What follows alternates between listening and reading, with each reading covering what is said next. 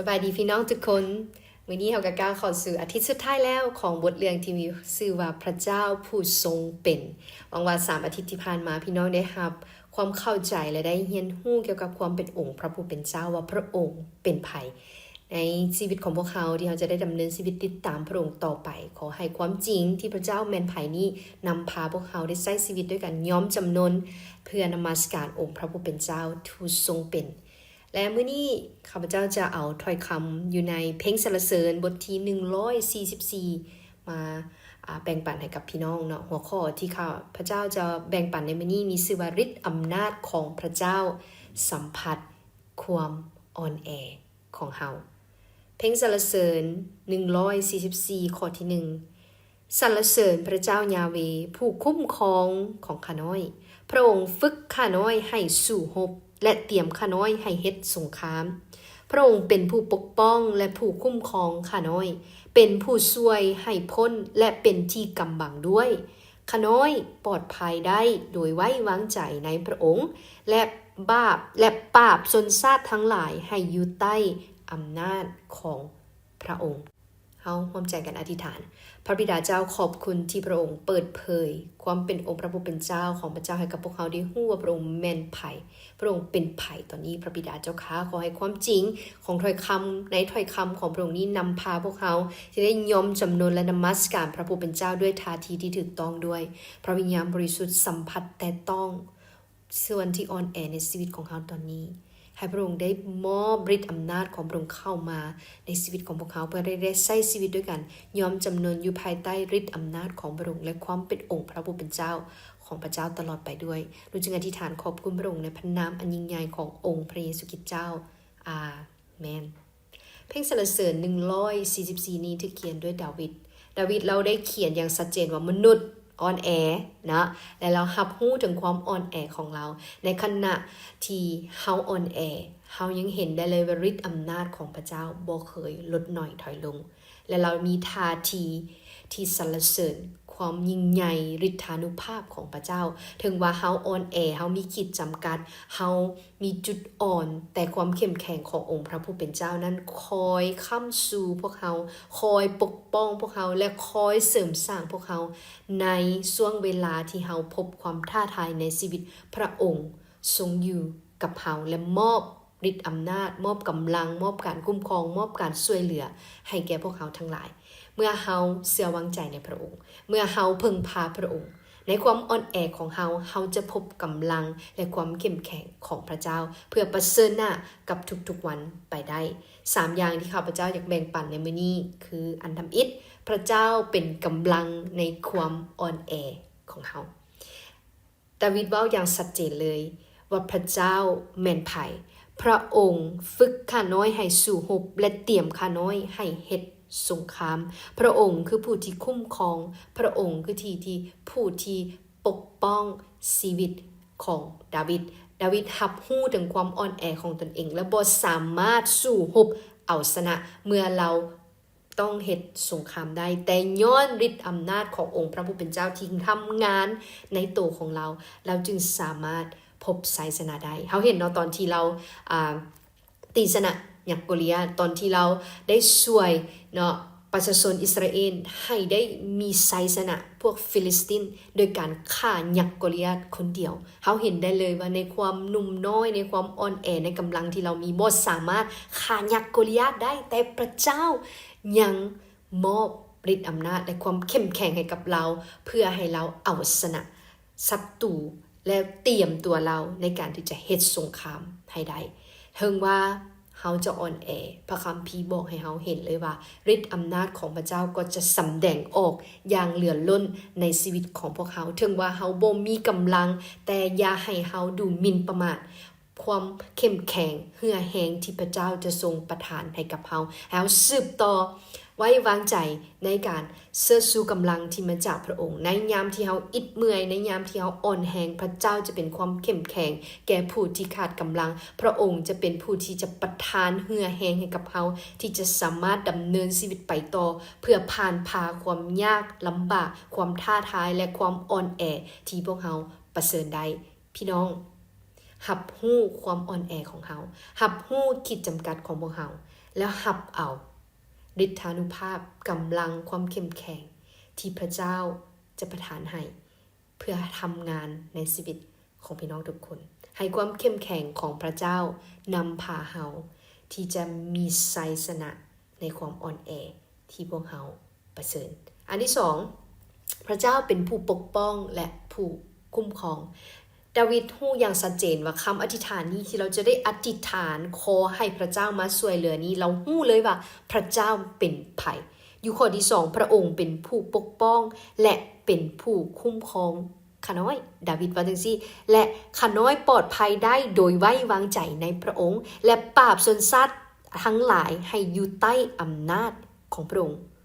นี่คือความจริงที่เรารับรู้ได้เลยว่ามนุษย์มีขีดจำกัดแต่พระเจ้าบ่แม่นพระเจ้าสามารถคุ้มครองปกปักรักษาเข้าใจทำการคุ้มครองเนาะเมื่อเฮาเข้าไปอยู่ที่ลี้ภัยอันใดหนึ่งเรือทุกครั้งที่เฮากลับบ้านเฮาพบความปลอดภัยบ่เพราะเฮาอยู่ในที่ที่ปลอดภัยแล้วเฮาเผชิญปัญหาในชีวิตเด้เฮาฮู้ว่าเป็นไผคือผู้คุ้มครองแม่นไผคือผู้ปกป้องแม่นไผคือผู้ช่วยเหลือของพวกเฮาขอให้พระเจ้าเป็นผู้นั้นที่จะเป็นผู้ปกป้องเป็นผู้คุ้มครองเป็นผู้ที่ประทานความปลอดภัยเพื่อพี่น้องจะได้ไว้วางใจและพักสงบอยู่ในพระองค์ในยามที่พี่น้องจะเจอสงครามว่าจะเป็นฝ่ายจิตวิญญาณก็ดีหรือว่าฝ่ายร่างกายก็ดีให้พี่น้องได้ไว้วางใจพระเจ้าในการคุ้มครองที่ของพระองค์ให้พระองค์เป็นผู้ที่จะนำหน้าพาทางทุกบัดก้าวเดินของพี่น้องไปเพื่อให้พี่น้องได้สืบต่อที่จะเชื่อและไว้วางใจในพระเจ้าต่อไปเพลงสรรเสริญบทที่34ข้อ7ได้กล่าวไว้ว่าพระเจ้ายาเวห์ได้ทรงสูดสวรรค์ของพระองค์เทวดาของพระองค์เนาะเฝ้ารักษาผู้ที่ยำเกรงพระองค์และช่วยพวกเขาให้พ้นอันตรายข้าพเจ้ายังจื่อได้ในช่วงที่มารู้จักพระเจ้าใหม่ๆจะมีไอเลี้ยงได้บอกเฮาอ่านพระคำเพลงสรรเสริญ91เด้อพยายามท่องจำเด้อเพราะพระคำตัวนี้เป็นการที่เฮาบอกว่าการทรงสถิตของพระเจ้าคือที่พักพิงของเขาเป็นการที่เขาบอกว่าการทรงสถิตของพระเจ้าคือที่ลี้ภัยคือที่กำบังของเขาอยู่ข้อที่1หาข้อที่4ผู้ใดที่ไปเพิงพระเจ้าสำหรับความปลอดภัยและผู้ที่อยู่ภายใต้การคุ้มครององค์ทรงฤทธิ์อำนาจยิ่งใหญ่ผู้นั้นก็ต้องเว้าต่อพระเจ้ายาเวห์ว่าพระองค์ป้องกันและคุ้มครองข้าน้อยพระองค์เป็นพระเจ้าของข้าน้อยไว้วางใจในพระองค์พระองค์จะรักษาเจ้าให้พ้นโพยภัยอันลี้ลับและจากพยาธิอันห้ายแห้งอันถึงตายพระองค์จะปกตุ้มเจ้าไว้ด้วยปีกของพระองค์และเจ้าจะปลอดภัยเพราะพระองค์รักษาไว้นี่คือพระเจ้าของพวกเขาความสัตย์ซื่อของพระเจ้านั้นจะปกป้องคุ้มครองและทางจะป้องกันรักษาเจ้าไว้ด้วยว้าวพี่น้องนี่คือพระเจ้าของเราได้นี่คือพระเจ้าที่เรานมัสการพระองค์จะมอบความปลอดภัยพระองค์จะเป็นผู้คุ้มครองและพระองค์จะเป็นผู้ที่รักษาพวกเราทั้งหลายมีเหตุผลใดที่พี่น้องจะบ่เชื่อไว้วางใจในพระเจ้าองค์นี้อีกบ่ว่าพระองค์สามารถคุ้มครองรักษาและให้พี่น้องปลอดภัยหรือยังในช่วงเวลาที่พี่น้องอิดเมื่อยอ่อนแรงพบความบ่แน่นอนในชีวิตเข้ามาลี้ภัยเข้ามาพักพิงเข้ามาพักสงบในพระเจ้าองค์นี้เพราะการปกป้องคุ้มครองขององค์พระผู้เป็นเจ้านั้นมันนำมาถึงความเข้มแข็งมันนำมาถึงความกล้าหาญที่อยู่ภายในที่พระองค์สร้างพอเราไว้วางใจในพระเจ้าบ่แม่นในความอ่อนแอในสิ่งที่เราประเสริฐและอันสุดท้ายพระองค์จัดเตรียมพวกเราให้เจริญรุ่งเรืองได้แม้ในยามความอ่อนแอแล้วเขาอ่านดาวิดได้กล่าวไปอีกตื่มอยู่ในข้อที่12ค่ะข้อที่15เป็นการที่เราได้อวยพรขอการเจริญรุ่งเรืองขอการอวยพรขอการทวีคูณที่มาจากพระเจ้าเพื่อเกิดดอกออกผลหลายขึ้นเพราะว่าสิ่งที่เราว่านี่ขอให้ลูกชายของข้าน้อยเป็นดังต้นไม้ใหญ่ที่เกิดขึ้นอย่างเที่ยงธรรมในวัยหนุ่มของเขาเจ้าและขอให้ลูกสาวของข้าน้อยเป็นดังเสาต้นใหญ่ที่ถูกประดับไว้ในพระราชวังขอให้เล่าเต็มไปด้วยพืชผลนานาชนิดมีไผบ่ต้องการแน่ขอให้ฝูงแกะออกลูกได้เป็นพันๆตามธงเถิดอาเมนขอให้ฝูงงัวของพวกข้าน้อยออกลูกให้หลายขึ้นขออย่าให้มีเสียงห้องให้หำไห้ตามถนนด้วยความสุขเป็นของชนชาติที่อยู่ฝ่ายความจริง พี่น้องอยู่ความจริงหรือยังอยู่ฝ่ายความจริงหรือยังเป็นของประชาชนที่มีพระเจ้ายาเวห์เป็นพระเจ้าของเฮาสิ่งที่ดาวิดอธิษฐานสามารถเกิดขึ้นในชีวิตของพวกเขาได้ถ้าเฮาเป็นประชาชนที่มีพระเจ้ายาเวห์เป็นพระเจ้าของพวกเขาฤทธิ์อำนาจของพระองค์บ่เป็นเพียงแต่ปกป้องคุ้มครองรักษาแต่ฤทธิ์อำนาจขององค์พระผู้เป็นเจ้าจะเปลี่ยนสิ่งที่เฮาขาดแคลนกลายเป็นการอวยพรอย่างเต็มล้นและพระองค์จะนำพาชีวิตของพวกเราไปพบพระประสงค์ที่พระองค์มีและแยกไว้ให้กับชีวิตของเราเฉพาะว่าการงานที่พี่น้องกำลังเจอนี้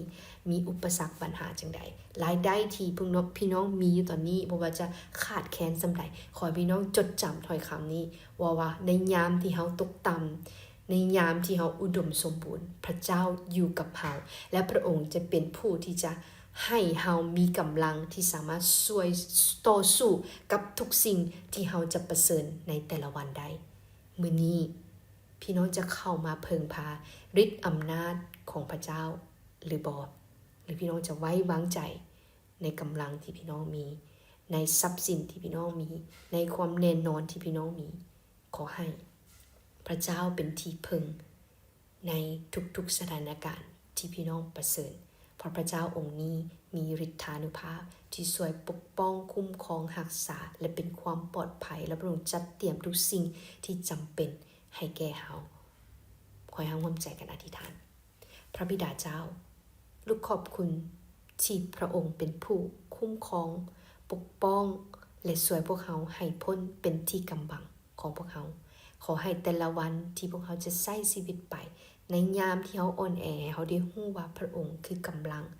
ในยามที่เขาย่านให้เขารู้ว่าพระเจ้าคือผู้ปกป้องในยามที่เขาขาดเขินให้เขาได้รู้ว่าพระเจ้าคือผู้จัดเตรียมเข้าเต็มเล้าให้กับพวกเขาขอให้ทุกสิ่งที่เขาจะได้รับจากพระองค์นั้นนำกลับคืนให้กับพระองค์ด้วยเกียรติยศศักดิ์ศรีคำย่องยอสรรเสริญกลับคืนเป็นของพระองค์ช่วยพวกเขาด้วยที่จะเฟื่อวางใจในองค์พระผู้เป็นเจ้าหมดจิตหมดใจ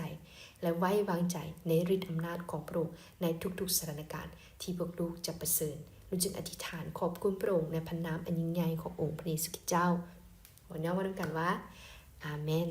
ขอพระเจ้ายาเวห์อวยพรและปกปักรักษาพี่น้องแต่ละคนขอพระเจ้ายาเวห์ใส่พระพักของพระองค์แนมลงมาเบิ่งพี่น้องแต่ละคนขอพระเจ้ายาเวห์เหลียวเบิ่งพี่น้องด้วยความเมตตาสงสารและขอพระเจ้ายาเวห์ประทานสันติสุขให้กับพี่น้องในการที่จะใช้ชีวิตไปกับองค์พระผู้เป็นเจ้าในแต่ละวันเราจึงอธิษฐานในพระนามอันยิ่งใหญ่ขององค์พระเยซูคริสต์เจ้าอาเมนแล้วพบกัน